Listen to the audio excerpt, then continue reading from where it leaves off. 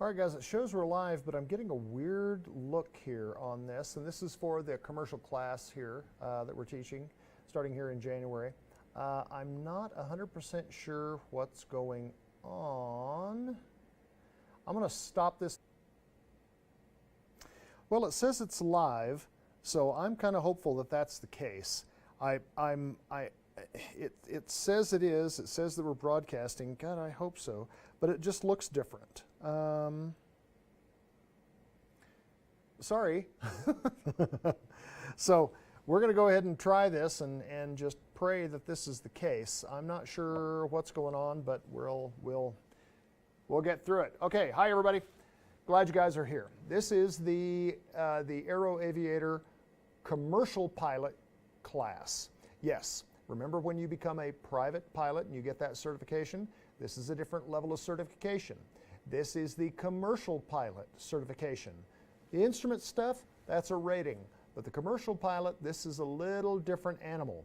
The expectations that you have on you as a commercial pilot, of course, are going to be a little bit different, a little bit more demanding, certainly, a little more math, a little more science, a few more regulations. But the big part about this class, honest to goodness, is kind of a review of what we have done already in the private and the instrument courses. That's a lot of the material that you're going to find in the commercial. Then we start to get into the performance sections of things with regard to the commercial. We start getting into different ways that commercial pilots solve problems, let's say, the types of aircraft that you might fly commercially. And then we start getting into those commercial maneuvers. In our class, of course, we always integrate the Redbird simulators in our classes here that we have. So it's a great way for us not to just talk about something, but to actually fly it right here in controlled conditions, where we can do so from the safety of the aerodrome here in our classroom in Aspen, Colorado.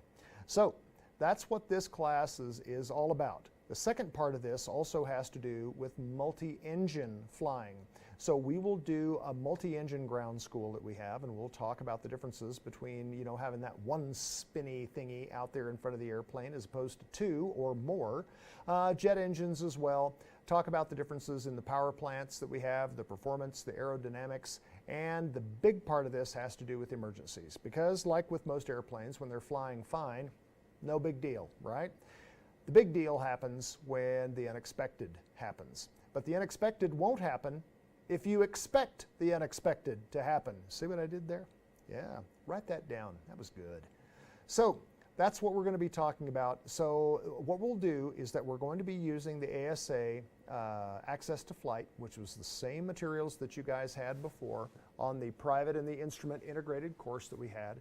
And we're going to spend probably about 3 weeks or so doing a review of those lessons, and it may be closer to 4 weeks that we do the review. If you look in most textbooks, like for instance the Jeppesen instrument and commercial book that they have, the commercial portion of the book that they have is 4 chapters. So that's kind of it. You've done the hard stuff. You've done the private, you've done the instrument.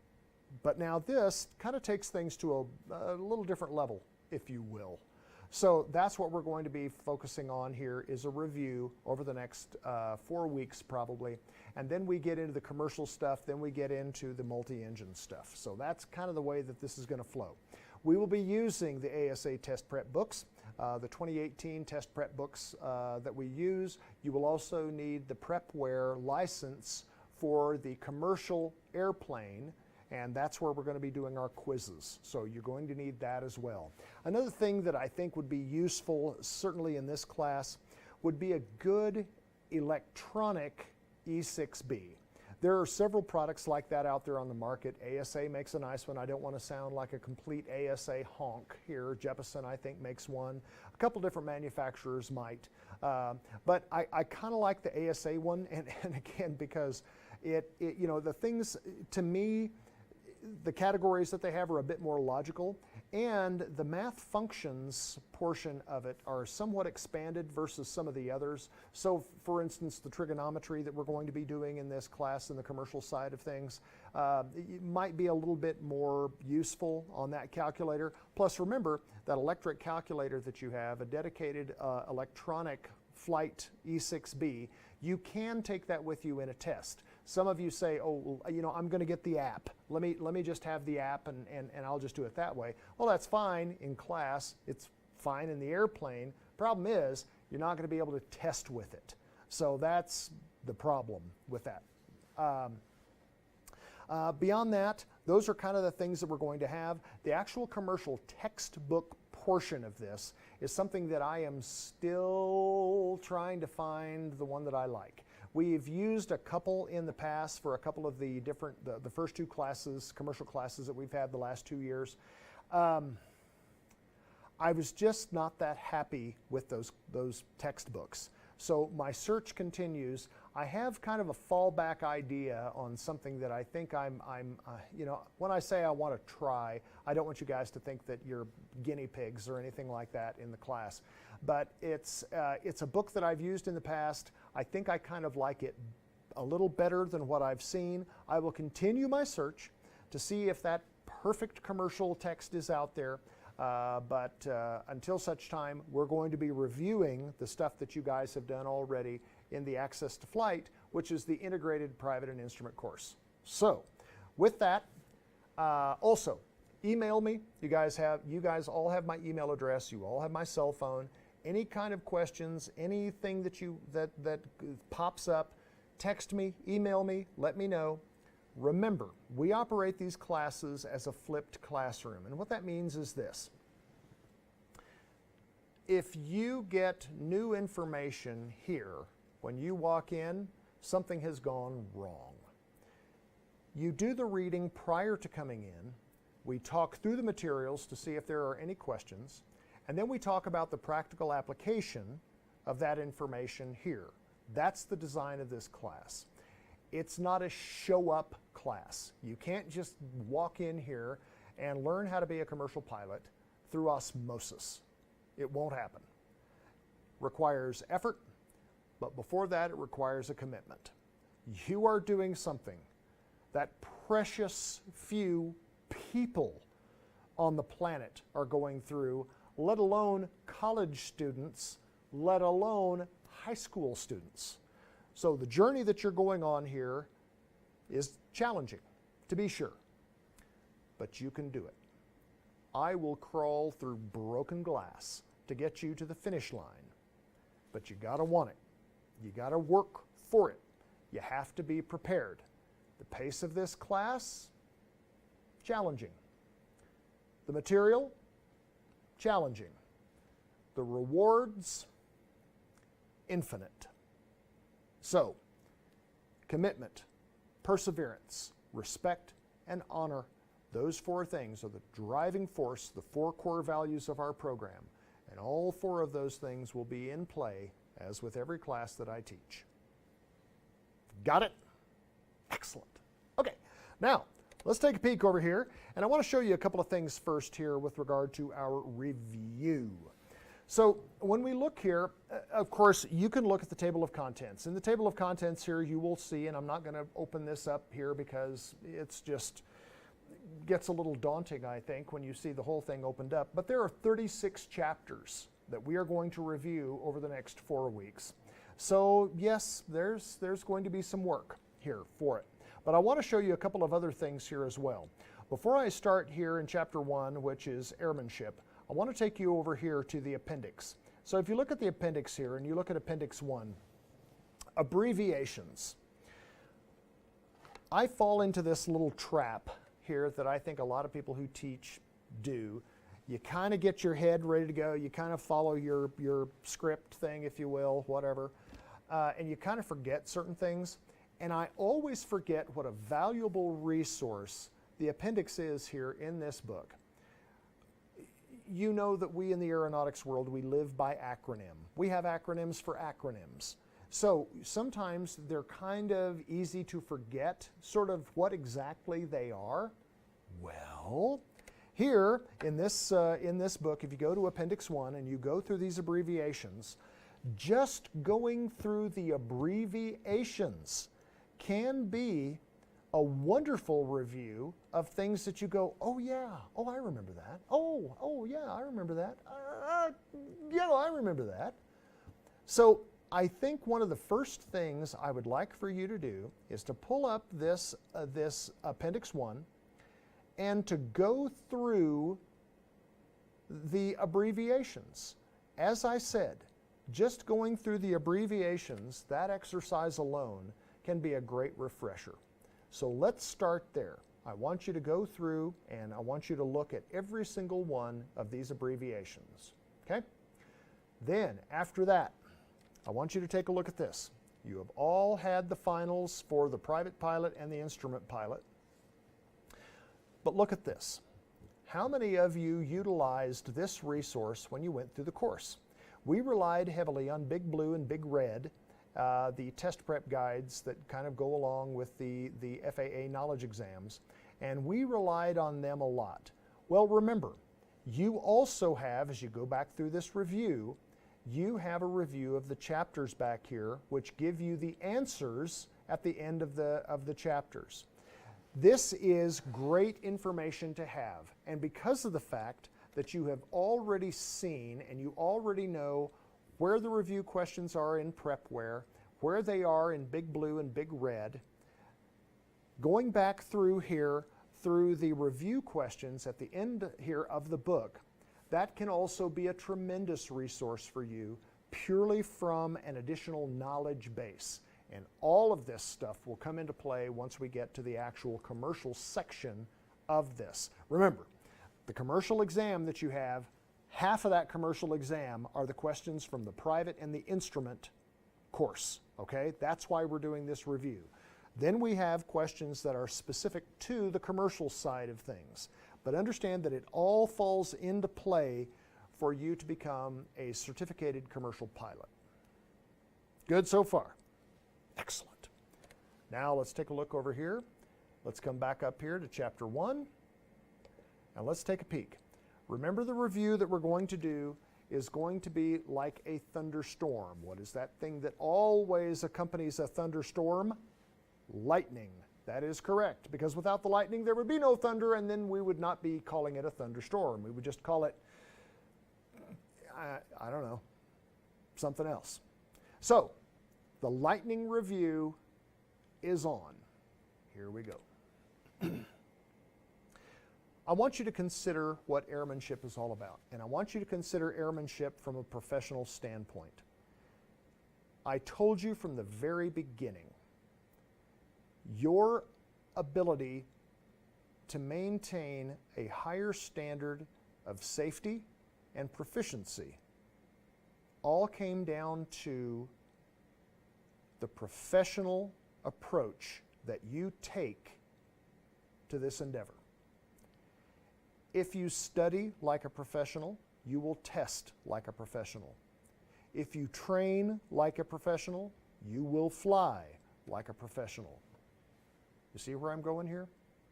Whether you fly for money ever in your life or not, that professional approach will serve you well for the rest of your flying career. And I dare say, you will also learn tips about that professional mindset that will help you in other endeavors, whether it's the major that you have in college, whether it's the business that you start. Anything that you do with that professional mindset will serve you well. This is where I command it. So, keep that in mind. When you think about that and you look about what they talk about, the definition of airmanship, makes sense, right? Okay? Knowing when to say no, knowing when you're a go and knowing when you're a no-go. Single pilot resource management. What are the assets that you have around you, whether it's in the airplane, before you fly, after you fly? Know what are your assets, know your liabilities. Where can you turn to for help? Is it another page layer in that G1000 over here on your MFD to get airport information? Perhaps it's one of those things where instead of flying the airplane one day, you need to hook the ground power unit to one of the airplanes, sit there in the cockpit, and go over some of the other G1000 knobology that you have available to you. to find out what are some additional assets that I can use to safely operate this aircraft. Is it for flight? Is that another element there that can add another layer of situational awareness for you, another layer of safety, another source of information? Don't forget about your radio. Remember, you've got somebody on the horn at all times, or at least you should, that you can talk to, that you can call for help if you need it, or for questions if you need it. Okay? So that single pilot resource management piece, SRM, that is something that you should take seriously. Then at some point you'll probably get into a CRM mode, crew resource management. Who does what? How do you support each other for a successful outcome? Learning how to work together, learning how a good quality team is run. That's a great skill set, regardless of if it's in an airplane or in some other corporation or a business that you start. I don't know, you may run grocery stores down the road.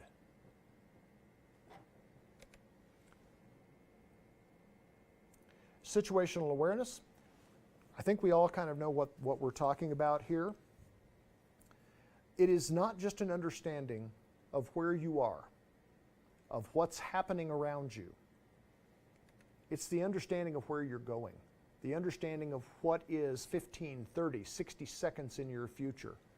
The most important thing in aviation is the next thing. What's next? Am I set up for this? Am I set up for this? Am I set up for this? All the while, am I anticipating the worst case scenario? Because again, if you expect the unexpected, is it truly unexpected then? Deep Thoughts with Mr. R. Understand how you process information. This is an important thing. You get input from a variety of sources. These things can be tactile, things that you touch. They can be environmental. They can be auditory. They can be visual. They can be kinesthetic. All of these things come in and all of these sensors feed into your brain and they tell you something. Well, when they tell you something, ultimately you're going to have to do something with this. And that doing is always a good decision. So these are going to be the things that you have to process. Understanding the big picture. That's being in control and command. But you also have to understand this. All of that is just a creepy picture, isn't it? Seriously? That's just creepy. I'm going to tell you right now.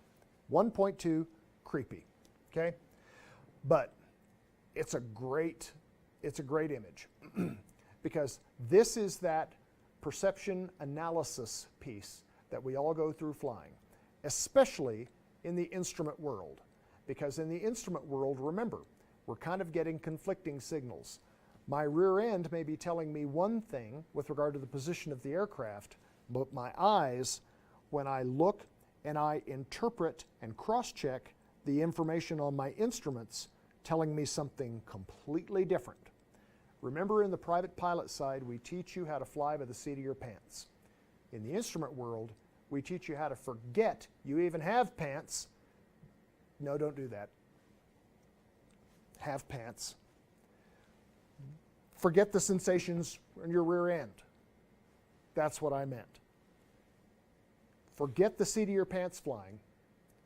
Focus on instrument flying. Trust your instruments. Know when you can and can't trust those instruments. That's the other part about this. Partial panel work. Understanding, if this instrument goes away, I know that I can receive secondary information from this and this if I add these two things together. And that may save your bacon. Okay? So, understand also, in the instrument world, you'll have people that'll tell you, wow, it just looks like you're doing 18 different things at once. Well, you know what? It kind of looks like you're doing 18 different things at once, but really what's happening is that you have received enough experience and you are able to process information faster than you could when you were learning. And so you're not doing 18 different things at once, but you're doing 18 different things very quickly. It makes it look like you're doing 18 different things at once. And that's kind of how our brain works.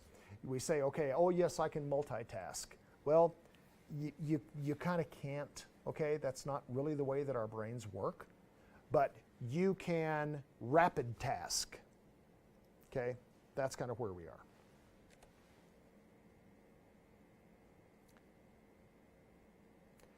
I wish that I could do a great Liam Neeson voice. You know that voice from the movie Taken?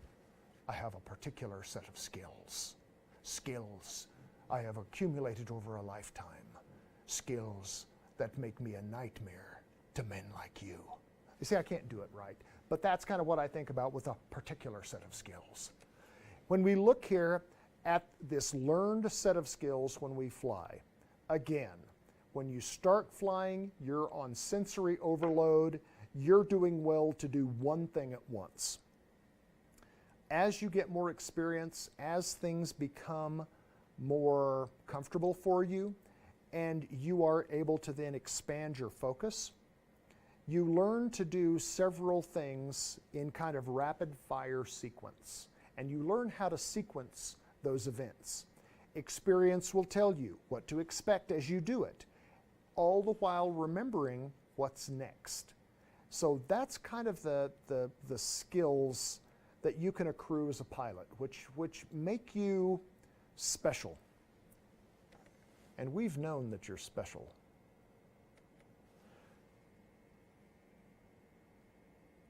Response time. When you're learning, what's your response time? It can be weeks. No, it's not going to be weeks. But it may not be as quick on the uptake as when you get some experience and you understand that making changes in response quicker can be the deal. Here's an example. Remember the first time that you were flying down the glide slope and you're coming down and it looks like a series of S-turns. Everything is just going every which way. Everything is going crazy. Because of the fact that what's happening is that as you look through that windscreen, the sight picture is really something that you're unaccustomed to. You're not exactly sure how that's supposed to look. And you're figuring out what movements you can make and how to correct those and how to anticipate things.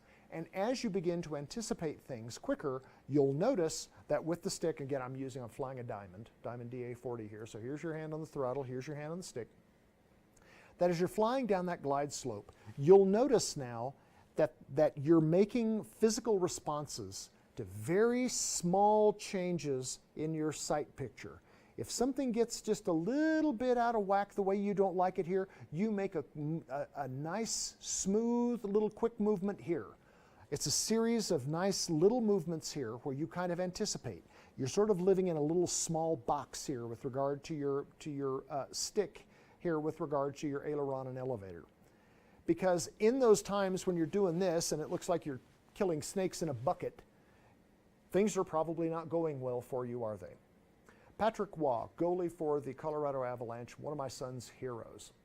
They were talking to him one night after a game, and one of the reporters was just amazed at the number of saves, number of heroic saves that Patrick Waugh had in that game. Patrick Waugh was not happy. His response was something like this, and I'll paraphrase. And he said, well, that really was not a very good game for me. All of those saves that I made, the kick saves, the stick saves, the leaping saves, all of those were things that I had to do because I ultimately found myself out of position. If I would have been in position, it would have looked like I was just sitting there. And that's what you're looking for as a pilot. If you're anticipating those things that are coming at you and you make small little maneuvers, aim small, miss small, then you're going to find that it looks like you're not doing anything at all, when in fact, you're doing a lot of things very, very quickly. It's just that it's almost imperceptible. That's where you start getting into the zen of flying. It's where you start getting into the art of flogging this airplane around our nation's airspace. And that's the part that is ultimately going to set you apart from your peers. So, keep that in mind. With more experience, your response time increases. Knowing when to make those radio calls, what to say when you're making those radio calls, what physical manipulation that you need to make with the aircraft. What does that stall warning horn mean? What is that beeping? Why is my stick all of a sudden shaking all over the place? Well, you guys know how to handle those things now. The workload. One of the things that we talk about with workload, and this is a graph that we always show, if you look at accidents that occur in aviation, when do most accidents occur? Well, if you look at this and you look at the little top peak things, you will see on takeoff and approach and landing. But that's not what this graph is talking about. This graph is talking about the workload on a pilot. Well, have you noticed something here? That's when the workload is the highest. So, if you kind of adopt this philosophy of getting your work in early, now what does that mean? You have all heard the adage that a good landing is always preceded by a stabilized approach. What does that mean? That means that on your setup, your approach, coming in to land, everything that you do before you get on short final will help ensure the fact that you have a good landing. It's getting your work in early, doing those things ahead of time to ensure success here at your landing or at the end of your flight. The same thing happens on takeoff. If you have everything set up, the way that you need it prior to launch, that reduces your workload. You have everything where you want it, everything where you need it, you know what frequency is coming next, you know what's going to happen here, or at least you think you do. And then all of a sudden you're thrown a curveball, but you can respond because you're ready, because you have some excess capacity to work there. But if you're up over your head in things in workload and you're behind that airplane, you can see how some accidents could occur. So the trick is managing that workload by getting it done early. It's just like we talked about in these tests. It's like if you stay ahead of the materials here, it'll greatly decrease your stress level. Because if you're ahead of the tests, you're not cramming for anything. And you're able to think better, right? Well, that's why, is because you have that excess capacity. In these periods here of these high workload situations, on takeoffs and landings, especially in instrument conditions, this is where things can get really hard. And so mapping out your strategy, practicing couch flying, what does that mean? That means that's the Michael Jordan thing. Someone asked him, here's the Michael, it looks like you're anticipating all of this stuff. It's like you played this game before. He said, I have.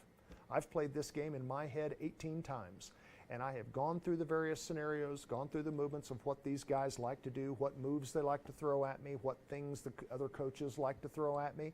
And I have thought about these things over and over and over so that when the game actually occurs, that's when it kind of slows down for me. Because now you're able to have that excess capacity and you're able to anticipate these situations faster than other people are able to anticipate these situations. That's kind of what separates you from other professions. So that's kind of what this is like. In these areas here, on these approaches that you have, that if you have practiced these over and over and over, and even if it's just in your head and in your mind sitting on the couch, you're going to be pleased with the outcome. So that's what this is all about. Let me get over here and start moving this. ADM, aeronautical decision making. I love the way that this textbook and now ultimately the new FAA materials, I love the way that they bring aeronautical decision making right up front. Because everything, guys, begins and ends with good decision making. We've talked in the previous classes about the matrix of making good decisions and about the tools and the templates that are available there to help you kind of verbally work through problems. And that's one of the things here that you can't forget. It doesn't matter if you're flying a Diamond DA-40 training aircraft or if you're flying a 787. All of those decision-making processes you will never abandon. Or if you do, you'll only do it once. The point is that good decision-making applies every time you fly. But that good decision-making can also apply to other elements of your life as well. So, use what you've learned. We know that we talk about the difference between flying an airplane and driving a car. Driving a car, we work in 2 dimensions. Flying an airplane, we fly in 3 dimensions. But there's a 4th dimension that you have to consider also when you fly, and that is time. You have the three-dimensional arena that you're operating in, vertically, horizontally, and then vertically, horizontally, and of course longitudinally, forward and back. You learn to operate that aircraft in those 3 dimensions. But the other thing that is happening, right from the time that you yell clear prop, the clock is ticking. There is going to be a finite time limit to your amount, to your operation of that aircraft, once you start burning fuel. So you are on the clock. So you have to factor time into that equation. You learn to fly for a lot of different reasons. A lot of people justify flight by getting where they want to more efficiently. It's time, saving time. But you're also using time when you fly.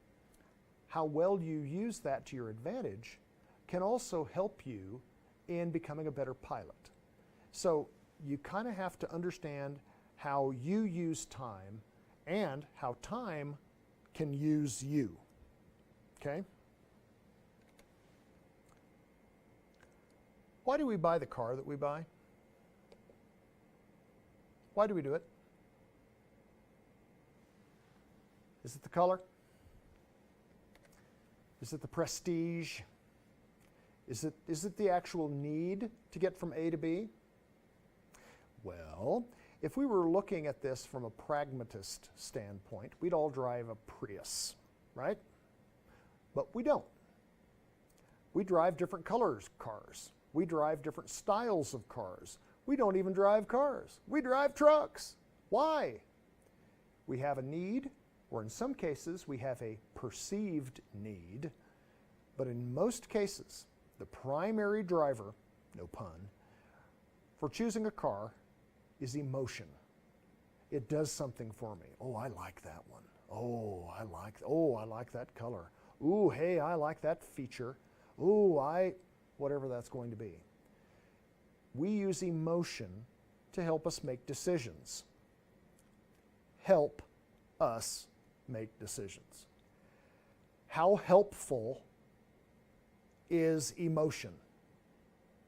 Not very.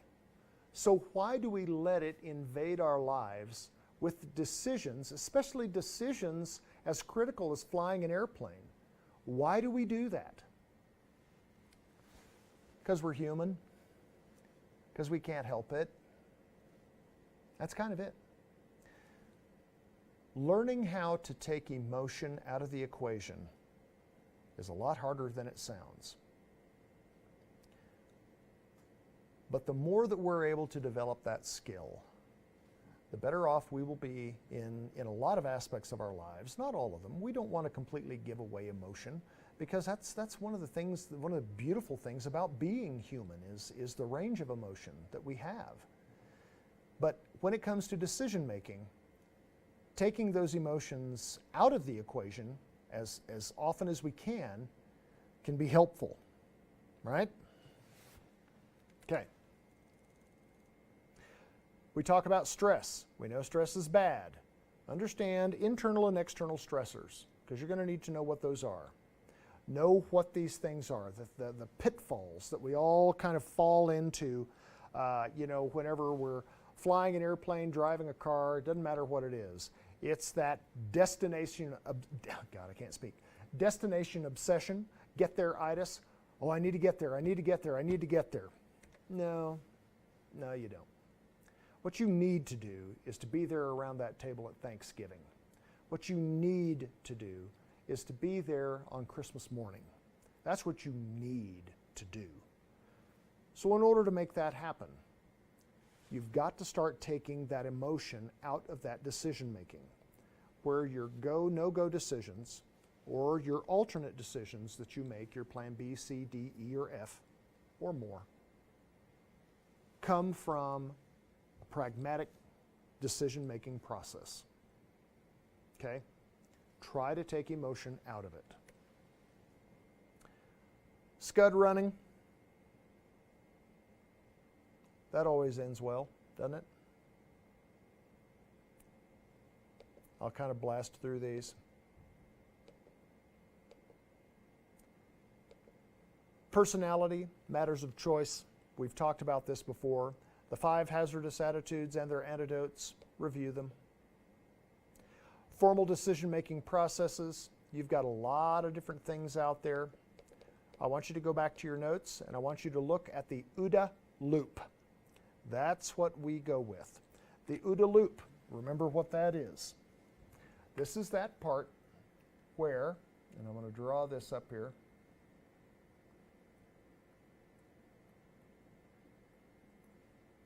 That's a D there at the bottom. Here's the loop. Do you remember what it is? The top one. And that's this one. Observe. Whoops, that's not supposed to be there. Hold on. Orient. Decide. And act. Okay? Remember the example that I used in class. And this is just an easy one. You're climbing out on a takeoff, you observe the fact that you have high oil temperature. Ah, ding, ding, ding, ding, ding. What are the causes of my oil to be hot? Is anything else hot? What am I doing right now? How is everything else working? This is the orient piece. Well, I don't have a terrain issue right now. How about this? I'm going to decide to lower my nose and to allow more air to come into the cowling of my engine. And I also notice that I might be running, well, no, I'm not going to do that. So I lower the nose. That is acting. You decide you're going to do it, but you can't forget to ultimately do it. It sounds crazy, but in the OODA loop, the one thing that if someone's going to miss something, it's the A. It's the act. It's do it. Then you observe. Does this fix it? Well, the temperature is coming down, but it's not coming down as quickly as I'd like. Oh, you know what else I just noticed? I just noticed that my mixture might be a little lean. So I'm going to enrich in my mixture. And we know that that's going to help cool your engine a little bit, right? Okay, so you start looking at that, so you enrich in your mixture. Now you observe again. Ah, there we go. All right, my temps are coming down. Everything looks good. I'm going to keep checking this and make sure that everything is fine. This is that decision-making cycle that we go through, and we use the OODA loop. If the Air Force likes it, I like it. So there we go.